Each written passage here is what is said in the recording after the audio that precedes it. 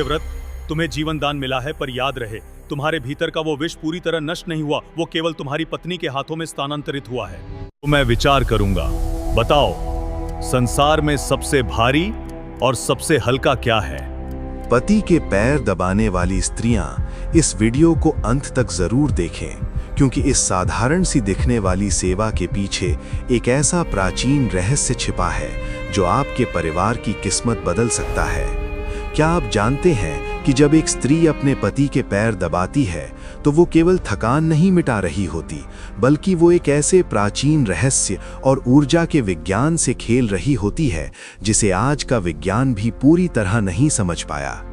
अगर आप भी अपने पति के पैर दबाती हैं या इसे केवल एक गुलामी की प्रथा मानती हैं, तो इस वीडियो को अंत तक जरूर देखिएगा, क्योंकि आज हम उस गुप्त रहस्य का पर्दाफाश करने वाले हैं जो आपकी बंद किस्मत के ताले खोल सकता है। आज के आधुनिक युग में जब हम रिश्तों को केवल समानता की तराजू पर तौलते हैं, तो पति के पैर दबाना जैसी प्राचीन परंपराएं हमें पिछड़ी सोच या महज एक शारीरिक सेवा लग सकती हैं। लोग इसे सिर्फ थकान मिटाने का एक जरिया मानते हैं, लेकिन क्या आपने कभी सोचा है कि हमारे ऋषि मुनियों और पूर्वजों ने इस क्रिया को इतना पवित्र और अनिवार्य स्थान क्यों दिया? ये केवल एक हाथ का स्पर्श नहीं है, बल्कि एक गहरा आध्यात्मिक विज्ञान है जो पति और पत्नी के भाग्य को एक दूसरे से जोड़ता है। आखिर क्यों पुराने समय की विदुषी स्त्रियां, जो स्वयं शास्त्रों की ज्ञाता थीं, वे भी आधी रात को अपने पति के चरणों के पास बैठना अपना धर्म समझती थीं? क्या वे किसी ऐसी गुप्त शक्ति को जानती थीं जिसे आज की पीढ़ी पूरी तरह भूल चुकी है? आज महादेव और नंदी के इस अलौकिक संवाद के जरिए हम उस प्राचीन गाथा की शुरुआत करेंगे, जिसकी सही जानकारी आपको पूरी कथा सुनने से ही मिलेगी। और ध्यान रहे, जो कथा को अधूरा सुनता है वो अधूरा ज्ञान विष या जहर के समान होता है, इसलिए एक एक शब्द को अत्यंत एकाग्रता से सुनिएगा। अगर आप महादेव के सच्चे भक्त हैं और ऐसी ही आध्यात्मिक और प्रामाणिक कथाओं के माध्यम से अपने जीवन में सुधार लाना चाहते हैं, तो हमारे इस YouTube चैनल को अभी सब्सक्राइब करें। यहाँ हम सनातन धर्म के उन गूढ़ रहस्यों को उजागर करते हैं जो आपके परिवार में सुख और शांति ला सकते हैं। कैलाश की अनंत शांति के बीच नंदी के मन में एक जिज्ञासा ने जन्म लिया। उन्होंने पृथ्वी लोक के एक साधारण घर में देखा कि एक स्त्री अपने पति के पैर दबा रही थी, लेकिन उस समय उस स्त्री के हाथों की हलचल और उसके चेहरे का तेज किसी महान तपस्या जैसा लग रहा था। नंदी ने महादेव के चरणों में वंदना की और पूछा, हे त्रिकालदर्शी, मृत्युलोक में मैंने एक दृश्य देखा जो दिखने में तो साधारण था, पर उसके प्रभाव असाधारण लग रहे थे। एक पत्नी अपने पति के चरणों को सहला रही थी और जैसे जैसे उसके हाथ चलते उस घर का वातावरण पवित्र और शांत होता जा रहा था। प्रभु, क्या ये केवल थकावट दूर करने का एक उपाय है, या इसके पीछे कोई ऐसी आध्यात्मिक शक्ति कार्य कर रही है जिसका ज्ञान केवल सिद्धों को ही है? महादेव ने अपनी योग मुद्रा से विश्राम लिया और शांत स्वर में बोले, नंदी, जिसे संसार केवल एक शारीरिक क्रिया समझता है, वो वास्तव में ऊर्जा का एक सूक्ष्म प्रवाह है। वो स्त्री जो कर रही है वो अनजाने में ही अपने पति के शरीर के उन केंद्र बिंदुओं को जागृत कर रही है जहां से मनुष्य का भाग्य और स्वास्थ्य नियंत्रित होता है। ये परंपरा उस समय की है जब मनुष्य और देवताओं के बीच का संपर्क अत्यंत गहरा था। नंदी आश्चर्यचकित होकर बोले, प्रभु, क्या एक साधारण स्पर्श से किसी का भाग्य बदला जा सकता है? महादेव ने कहा, धैर्य रखो नंदी, क्योंकि आधी जानकारी भ्रम पैदा करती है। इसकी पूरी सच्चाई जानने के लिए तुम्हें उस प्राचीन काल की गाथा सुननी होगी, जहां से इस प्रथा का वास्तविक प्रभाव शुरू हुआ था। एक समय की बात है, आर्यावर्त के विशाल अंचल में रत्नपुर नाम का एक अत्यंत समृद्ध और वैभवशाली राज्य था। उस राज्य की राजकुमारी थी वसुंधरा। वसुंधरा केवल अपने नाम के अनुरूप धैर्यवान और रूपवती ही नहीं थी, बल्कि उसके भीतर एक ऐसी आध्यात्मिक चेतना थी जो उसे साधारण कन्याओं से अलग करती थी। उसे बचपन से ही शास्त्रों, वेदों और दुर्लभ जड़ी बूटियों के साथ साथ प्राण ऊर्जा के विज्ञान का गहरा ज्ञान था। उसकी आंखों में एक ऐसी शांति थी जिसे देखकर क्रोधी से क्रोधी व्यक्ति भी नतमस्तक हो जाता था। उसी समय पड़ोसी राज्य के प्रतापी राजकुमार सत्यव्रत के साथ उसका विवाह निश्चित हुआ। सत्यव्रत अपनी वीरता और न्यायप्रियता के लिए पूरे आर्यावर्त में विख्यात थे। उनका व्यक्तित्व किसी पर्वत की तरह अडिग और सूर्य की तरह तेजस्वी था। विवाह का उत्सव कई दिनों तक चला। देवों ने पुष्प वर्षा की और प्रजा ने इसे दो महान शक्तियों का मिलन माना। लेकिन इस चमक दमक के पीछे एक काला साया छिपा था, जिसे केवल वसुंधरा की पारखी नजरें ही देख सकती थीं। विवाह की पहली रात जब महल दीपों की रोशनी से जगमगा रहा था, वसुंधरा ने एक विचित्र बात गौर की। जैसे ही राजकुमार सत्यव्रत निद्रा की ओर बढ़ते, उनके पैरों के तलवों से एक बहुत ही धीमी, काली और जहरीली आभा निकलने लगती थी। ये कोई साधारण बीमारी नहीं थी। दरअसल सत्यव्रत के कुल को एक प्राचीन ऋषि का भयंकर श्राप था। उस श्राप के अनुसार सत्यव्रत के पूर्वजों ने अनजाने में एक तपस्वी के चरणों का अपमान किया था, जिसके कारण उनके वंश के हर पुरुष को एक ऐसी व्याधि दी गई थी जो पैरों के रास्ते शरीर में प्रवेश करती थी। ये विष धीरे धीरे रक्त को ठंडा कर देता था, जिससे व्यक्ति अल्पायु में ही काल का ग्रास बन जाता था। नंदी ने कौतूहल से पूछा, प्रभु, क्या राजकुमार को स्वयं इस बात का ज्ञान नहीं था? महादेव ने गहरी सांस ली और बोले, नहीं नंदी, सत्यव्रत को लगता था कि दिन भर के युद्धाभ्यास और राजकाज की थकान के कारण उनके पैरों में भारीपन रहता है। वे इसे साधारण समझकर अनदेखा कर देते थे। लेकिन वसुंधरा जान गई थी कि अगर इस विष को रोका नहीं गया तो सत्यव्रत के प्राण कुछ ही वर्षों के मेहमान हैं। उस रात जब राजकुमार गहरी नींद में थे, वसुंधरा उनके चरणों के पास बैठ गई। उसने देखा कि वो काला विष उनके अंगूठे के पोरों से धीरे धीरे ऊपर की ओर रेंग रहा था। वसुंधरा ने अपने कोमल हाथों को जोड़ा और मेरा महादेव का ध्यान किया। उसने तय किया कि वो अपने पति के जीवन की रक्षा के लिए अपनी समस्त तपस्या की ऊर्जा का उपयोग करेगी। उसने धीरे से अपने हाथ राजकुमार के पैरों पर रखे। जैसे ही उसके हाथों का स्पर्श उन चरणों से हुआ, एक कंपन पैदा हुआ।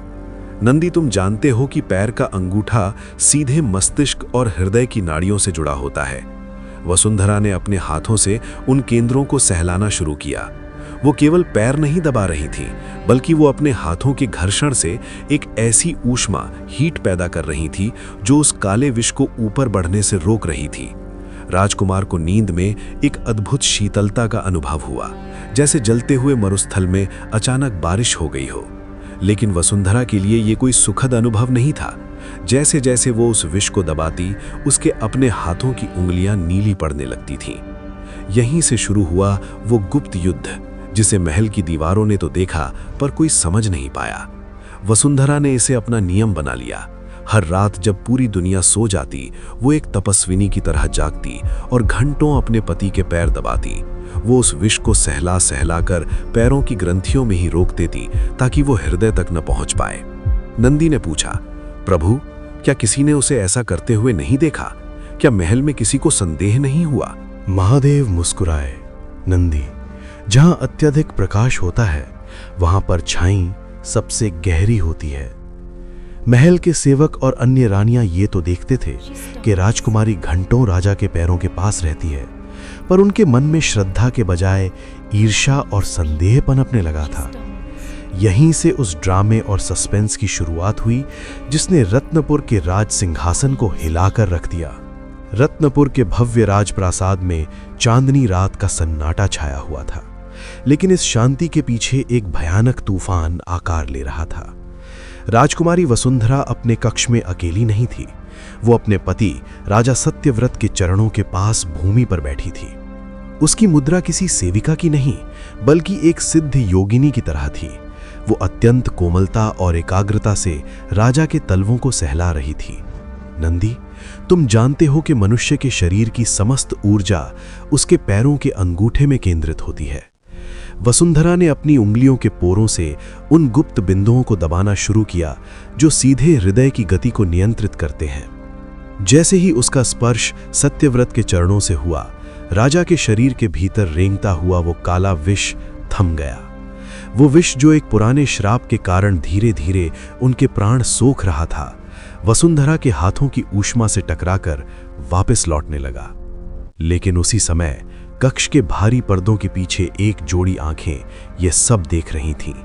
वो थी महल की मुख्य दासी कौशल्या, जो राजा की छोटी रानी की खास थी।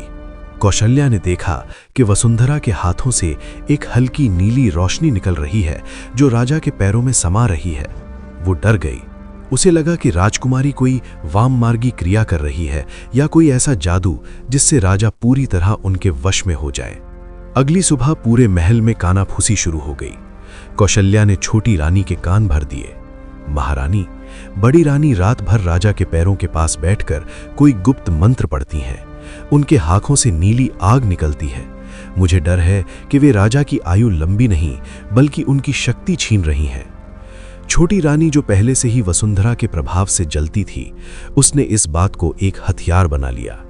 उसने राजा सत्यव्रत के मन में संदेह का बीज बोने की योजना बनाई। उधर वसुंधरा का शरीर हर बीतते दिन के साथ पीला पड़ता जा रहा था। नंदी, वो विष कहीं गायब नहीं हो रहा था। वो धीरे धीरे वसुंधरा के अपने शरीर में प्रवेश कर रहा था। उसके हाथों की उंगलियों के नाखून काले पड़ने लगे थे, पर उसने हार नहीं मानी। वो जानती थी कि यदि एक रात भी उसने ये क्रिया छोड़ी तो वो श्राप राजा के हृदय तक पहुंच जाएगा और उनकी मृत्यु निश्चित है। एक दोपहर राजा सत्यव्रत ने गौर किया कि वसुंधरा के हाथ कांप रहे हैं। उन्होंने प्रेम से पूछा, प्रिय, तुम इतनी कमजोर क्यों होती जा रही हो? क्या तुम्हें कोई व्याधि है? वसुंधरा ने अपनी पीड़ा छुपाते हुए मंद मुस्कान के साथ कहा, स्वामी, आपकी सेवा का सौभाग्य ही मेरी शक्ति है। मुझे कुछ नहीं हुआ। क्या वसुंधरा वास्तव में मेरी रक्षा कर रही है या वो मेरी ऊर्जा का उपयोग अपनी सिद्धियों के लिए कर रही है? लेकिन राजा के मन में दासी की कही हुई बातें गूंजने लगी थीं। उन्हें लगा कि शायद वसुंधरा उनसे कुछ छिपा रही है। उस रात राजा ने एक भयानक निर्णय लिया। उन्होंने सोने का नाटक किया और अपनी तलवार अपने सिरहाने के पास छिपा ली। आधी रात हुई। कक्ष में कपूर की हल्की खुशबू फैली थी। वसुंधरा उठी। उसने मेरा महादेव का नाम लिया और फिर से राजा के पैर दबाना शुरू किया। आज वो विष बहुत प्रबल था क्योंकि उस दिन श्राप की तिथि भारी थी। जैसे ही वसुंधरा ने जोर से अंगूठे को दबाया, राजा को एक बिजली जैसा झटका महसूस हुआ। राजा सत्यव्रत झटके से उठ बैठे। उन्होंने गरजते हुए कहा, बस वसुंधरा, क्या यही तुम्हारा प्रेम है? क्या तुम आधी रात को मेरे शरीर के साथ कोई गुप्त खिलवाड़ कर रही हो? महल के लोग सच कहते थे, तुम कोई साधारण स्त्री नहीं बल्कि एक मायाविनी हो जो मेरी ऊर्जा सोख रही है। वसुंधरा स्तब्ध रह गई। उसकी आंखों से आंसू गिरने लगे। उसने कहना चाहा, स्वामी, मैं आपकी ढाल हूं, आपकी शत्रु नहीं। लेकिन उसका गला रुंध गया। राजा के क्रोध और अविश्वास ने उस सुरक्षा कवच को कमजोर कर दिया था जो वो हर रात बनाती थी। राजा ने गुस्से में उसे अपने कक्ष से निष्कासित कर दिया और आदेश दिया कि आज से कोई भी दासी या रानी उनके पैर नहीं छुएगी। नंदी ने व्याकुल होकर पूछा, प्रभु, अनर्थ हो गया। रक्षा कवच टूट चुका है। क्या आप उस निर्दोष स्त्री की तपस्या को व्यर्थ होने देंगे? प्रभु, क्या राजा ने अपनी मृत्यु को खुद ही आमंत्रित कर लिया? क्या वसुंधरा ने उन्हें सच नहीं बताया? महादेव ने लंबी सांस ली और कहा, नंदी, कुछ सत्य ऐसे होते हैं जिन्हें अगर समय से पहले बता दिया जाए तो उनका प्रभाव खत्म हो जाता है। वसुंधरा का मौन ही उसकी सबसे बड़ी तपस्या थी। लेकिन उस रात जैसे ही वसुंधरा कक्ष से बाहर निकली, वो काला विष जो अब तक पैरों में कैद था, तेजी से राजा की छाती की ओर बढ़ने लगा। सस्पेंस तो अब शुरू हुआ था, क्योंकि महल के बाहर काल के दूत पहरा दे रहे थे। जैसे ही वसुंधरा भारी मन और सजल नेत्रों के साथ राजकक्ष से बाहर निकली, पूरे महल का वातावरण अचानक बदल गया। बाहर चांदनी रात थी, लेकिन राजा के कक्ष में अचानक एक गहरा और ठंडा सन्नाटा पसर गया। दीपक की लौ नीली पड़ने लगी और हवा में एक अजीब सी गंध फैल गई, जैसे सूखी पत्तियों के जलने की गंध हो। नंदी ने पूछा, प्रभु, क्या वो काल के दूतों का संकेत था? महादेव ने मंद स्वर में कहा, हाँ नंदी। जैसे ही वसुंधरा के हाथों का रक्षा कवच हटा, वो प्राचीन श्राप जो अब तक पैरों की ग्रंथियों में कैद था, एक भूखे सर्प की तरह जाग उठा। वो विष तेजी से राजा सत्यव्रत के रक्त प्रवाह के साथ ऊपर की ओर दौड़ने लगा। राजा, जो क्रोध में भरे हुए थे, अचानक बिस्तर पर गिर पड़े। उन्हें ऐसा महसूस हुआ जैसे उनके हृदय को किसी ने लोहे की जंजीरों से जकड़ लिया हो। राजा का शरीर नीला पड़ने लगा, उनकी सांसें उखड़ने लगीं। उन्होंने चिल्लाने की कोशिश की पर उनकी आवाज उनके गले में ही फंस कर रह गई। महल के पहरेदार बाहर खड़े थे पर उन्हें अंदर की इस हलचल का कोई आभास नहीं था। तभी कक्ष के अंधेरे कोने से एक साया उभरा।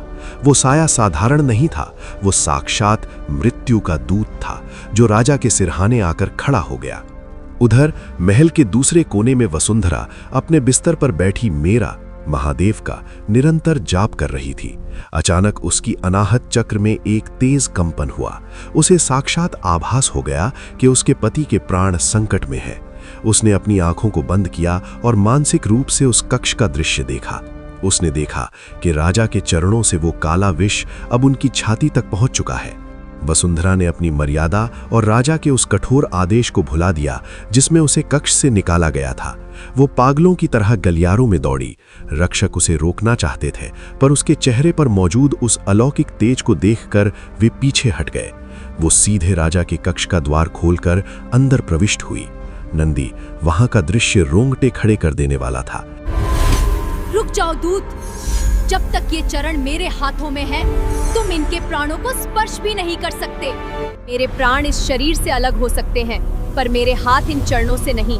ये स्पर्श मेरा धर्म है और धर्म कभी हारता नहीं। राजा सत्यव्रत अधमरे पड़े थे और यमदूत अपना पाश निकालने ही वाला था। वसुंधरा ने बिना एक क्षण गवाए फिर से राजा के उन नीले पड़ चुके चरणों को अपने हाथों में भर लिया।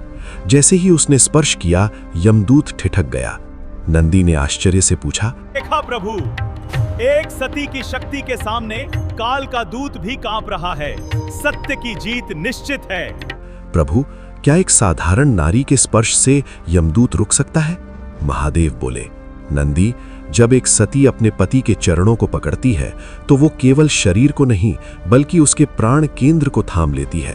वसुंधरा ने अपने दाहिने हाथ के अंगूठे से राजा के उस विशेष मर्म बिंदु को दबाया जिसे तल हृदय कहते हैं। ये बिंदु सीधे हृदय की धड़कन को फिर से शुरू करने की शक्ति रखता है। उस रात कक्ष में एक जबरदस्त आध्यात्मिक युद्ध हुआ। वसुंधरा के हाथों से पसीना टपक रहा था। उसकी अपनी सांसें फूल रही थीं क्योंकि वो राजा के शरीर के उस भयानक विष को वापस अपने हाथों के जरिए खींच रही थी। वो विष इतना प्रबल था कि वसुंधरा के कोमल हाथों की त्वचा काली पड़ने लगी, पर उसने अपने पति के चरणों को नहीं छोड़ा।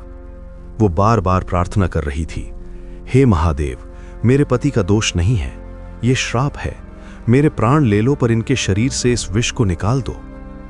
यमदूत ने गरजते हुए कहा, हे नारी, अपनी हठ छोड़ दो। इस पुरुष की आयु समाप्त हो चुकी है। ये श्राप ही इसकी नियति है। वसुंधरा ने दृढ़ता से उत्तर दिया, हे दूत, तुम शरीर ले जा सकते हो पर जब तक मेरे हाथ इन चरणों से जुड़े हैं तुम इनके प्राणों के सूत्र को नहीं तोड़ सकते। एक पत्नी के स्पर्श का अधिकार यमराज के अधिकार से भी बड़ा है। महादेव बोले, नंदी, उस रात काल और प्रेम के बीच जो युद्ध छिड़ा वो इतिहास के पन्नों में स्वर्ण अक्षरों से लिखा गया है। जब एक साधारण सी दिखने वाली स्त्री अपने संकल्प पर उतर आती है तो बड़े बड़े देवताओं के सिंहासन भी डोलने लगते हैं।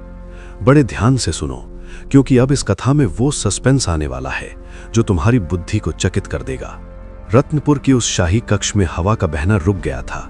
एक तरफ मृत्यु के दूत का भयावह पाश था और दूसरी तरफ वसुंधरा के कांपते लेकिन अडिग हाथ जो राजा सत्यव्रत के चरणों को जकड़े हुए थे।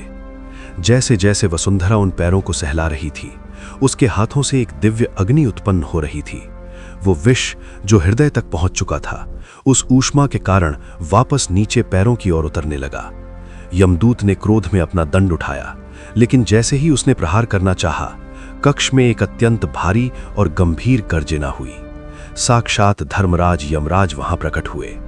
उनकी उपस्थिति से पूरा महल कांप उठा।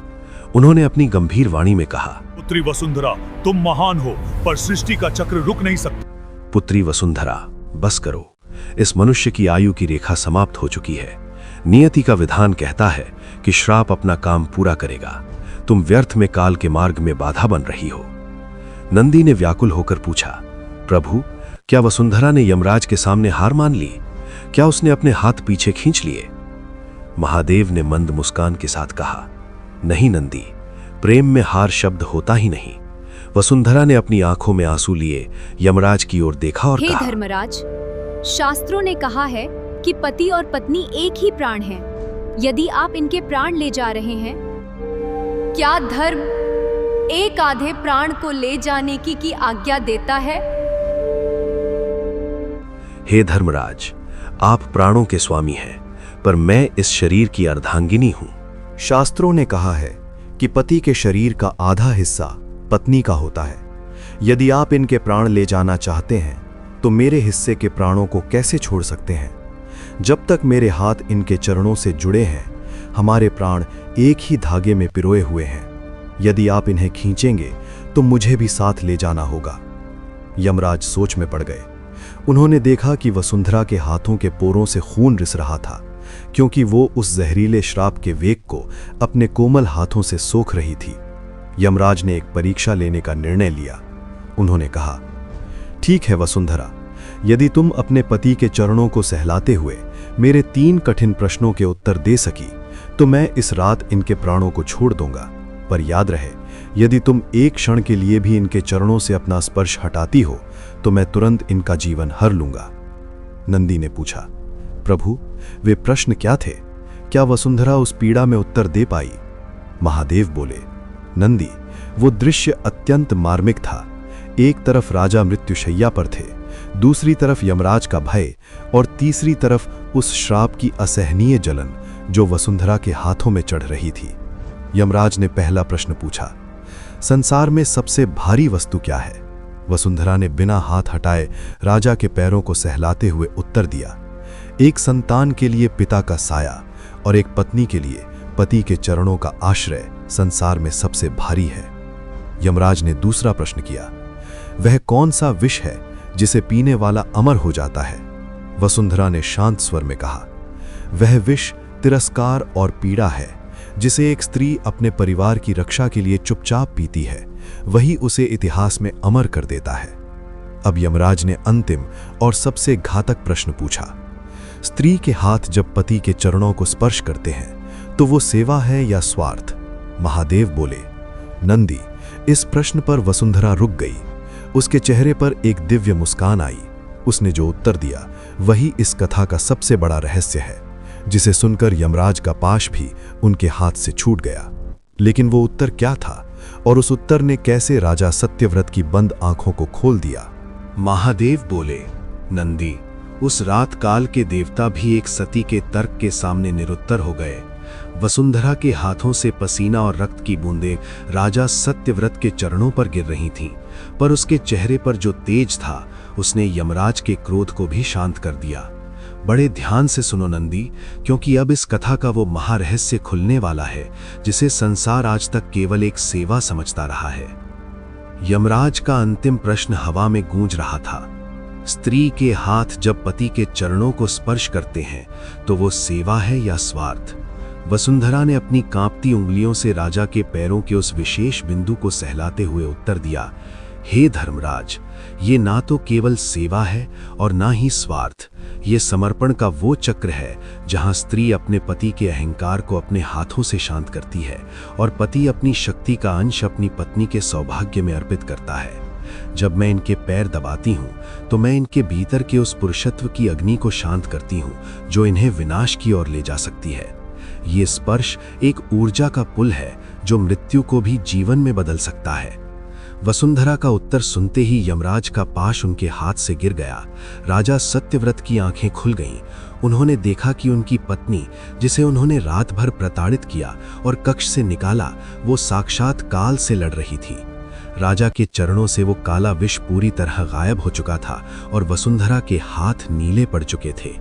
तभी मैं स्वयं और देवी पार्वती वहां प्रकट हुए। उस समय मैंने ही यमराज को शांत किया और संसार को वो गुप्त विज्ञान समझाया जो आज की पीढ़ी भूल चुकी है। महादेव ने नंदी से कहा, नंदी, मनुष्य के शरीर में चरण ही वो स्थान है जहां से ब्रह्मांड की नकारात्मक ऊर्जा बाहर निकलती है।